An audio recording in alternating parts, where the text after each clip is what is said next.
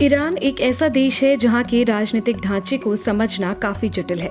हाल ही में ईरान में हुए राष्ट्रपति चुनाव के नतीजे आ गए हैं। कट्टरपंथी माने जाने वाले इब्राहिम रईसी चुनाव जीत गए हैं। आपको बता दें कि नए राष्ट्रपति के सामने घरेलू स्तर पर चुनौतियों के अलावा विदेश नीति से जूझने की भी चुनौती है। साथ ही देश की गणतांत्रिक व्यवस्था और इस्लामिक राज्य व्यवस्था वाली देश की हाइब्रिड प्रणाली के भविष्य को लेकर भी वो अहम भूमिका निभा सकते हैं। दरअसल कई लोग पूर्व राष्ट्रपति रूहानी को ईरान के बुरे आर्थिक हालात का जिम्मेदार मानते हैं। इसके अलावा अमेरिका ने 2015 में परमाणु समझौते से हाथ खींच लिया था।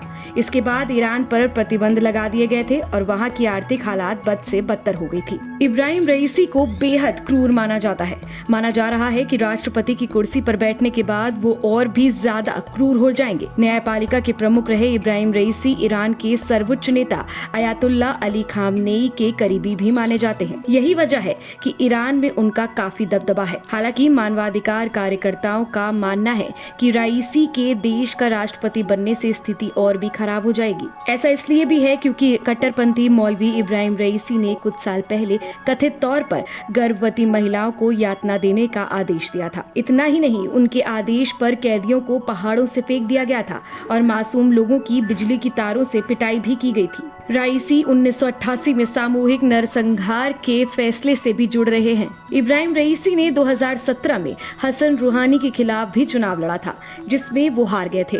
उस चुनाव में रूहानी ने चेतावनी दी थी कि अगर रईसी चुनाव जीते तो ईरानियों पर कट्टरपंथी इस्लामिक पाबंदियां थोपेंगे। इस चुनाव में सबसे कट्टरपंथी उम्मीदवार होने की वजह से वो सबसे लोकप्रिय विकल्प रहे थे। आपको बता दें कि 1980 में सिर्फ 20 साल की उम्र में रईसी को तेहरान के पश्चिम में करज की क्रांतिकारी अदालत का प्रोसिक्यूटर नियुक्त किया गया था और 1988 तक उन्हें तेहरान के डिप्टी प्रोसिक्यूटर के रूप में प्रमोट किया गया था। तब वो कैद में बंद ईरान के पीपल्स मुजाहिदीन संगठन के कार्यकर्ताओं की हत्या करने के लिए चुने गए 4 व्यक्तियों में से एक बन गए। कुछ ही महीनों में पूरे ईरान की जेलों में बंद करीब 30,000 पुरुषों, महिलाओं और बच्चे को दीवार के आगे खड़ा करके गोली मार दी गई, जो शासन के खिलाफ संघर्ष कर रहे थे। आपको बता दें कि ईरान में राष्ट्रपति पद के लिए हर 4 सालों में चुनाव होता है। चुनाव जीतने वाला व्यक्ति एक बार में अधिकतम 2 कार्यकाल तक राष्ट्रपति बन सकता है। ईरान के संविधान के मुताबिक राष्ट्रपति ईरान में दूसरा सबसे ज्यादा ताकतवर व्यक्ति होता है। वो कार्यकारिणी का प्रमुख होता है, जिसका दायित्व संविधान का पालन करवाना है।